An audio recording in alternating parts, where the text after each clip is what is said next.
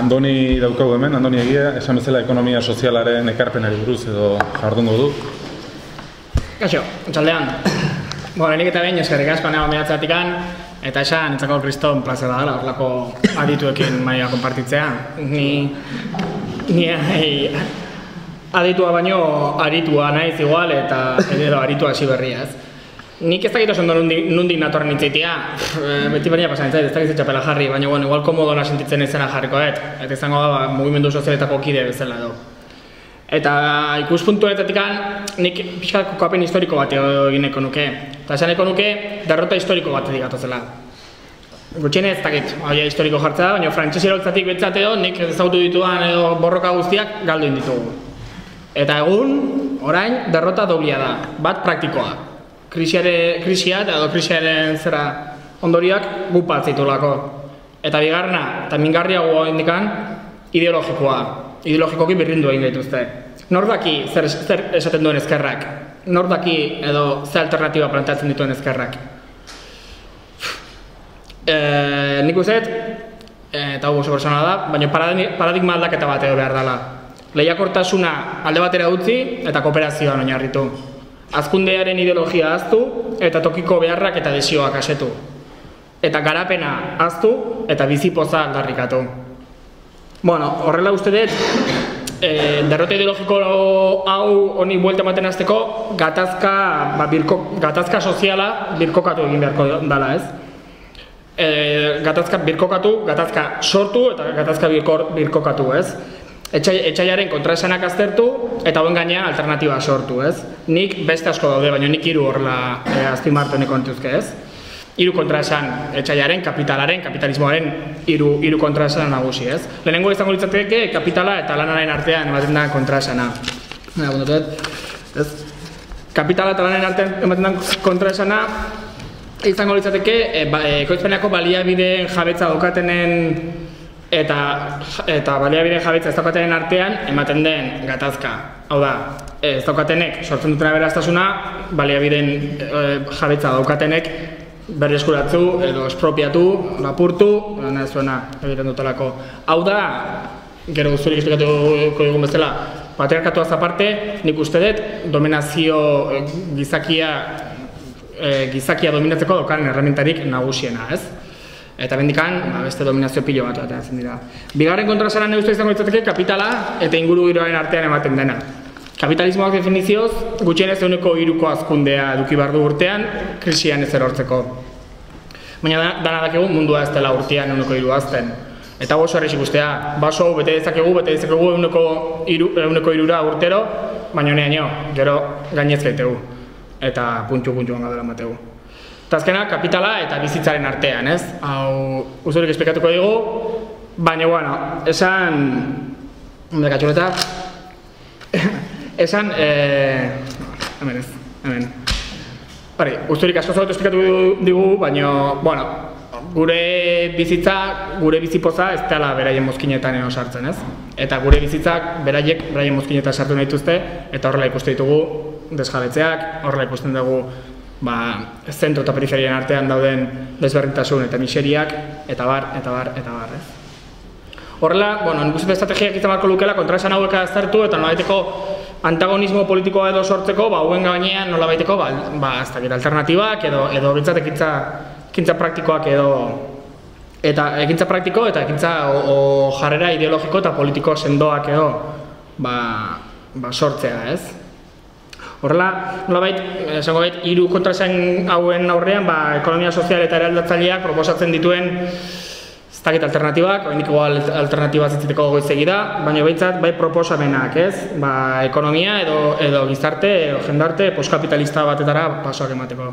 Bueno, kapitala eta lanaren arteko gatazka hau, nolabait ere, ekonomia sozial eraldatzaileak gainditu egiten du, ekonomia sozial eta eraldatzaileko enpresetan langileak jabetzaren parte direlako.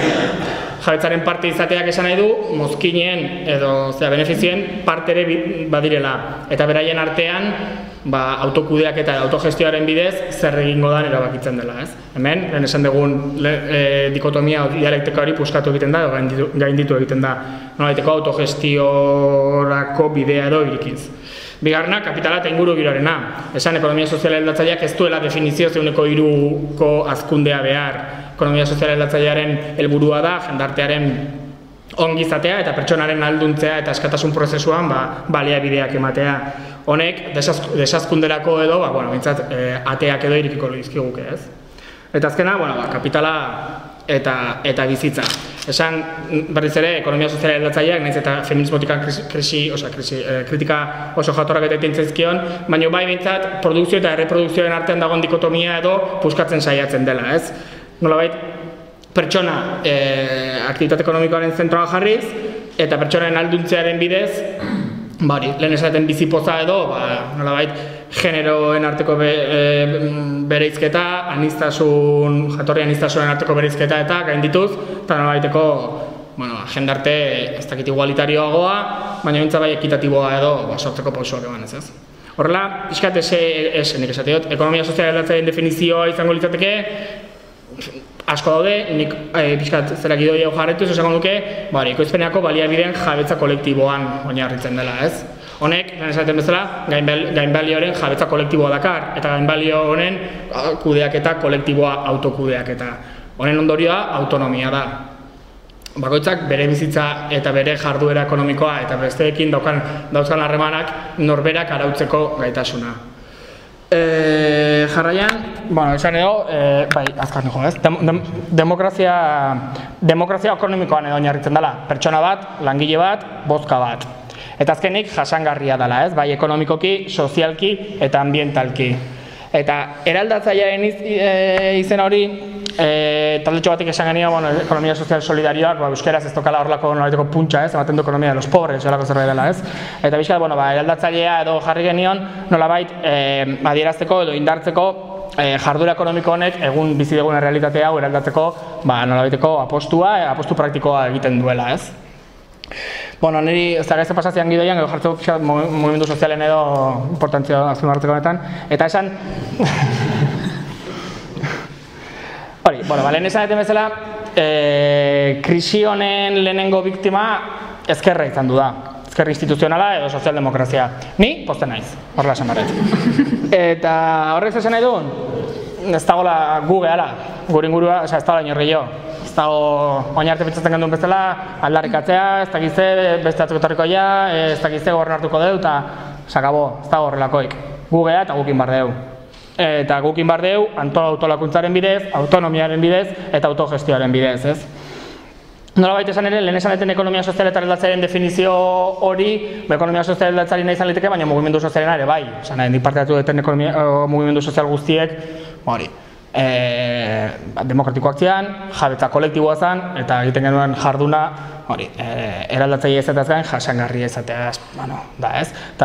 Eta orduan pixkat, nik ez dakit, ikusten dut, igual hau bai ateatzen dara esperientzia propiotikan, nik uste dut, ekonomia sozial eraldatzaile izan daitekeela, nolabait, mugimendu sozialen alde produktiboa, esan ez eta hau, ja pixkat, nerera ekarriz, iritikateko kide naizen enean, iritikat ez da lehen militantzian egiten genuena profesionalizatzeko pausu bat besteik ez. Osa, que os pegamos el palo. Egin genuena da, militantzeko egiten genuena, eta zer pagat indiguzu, osa, que eskerrik asko, ez?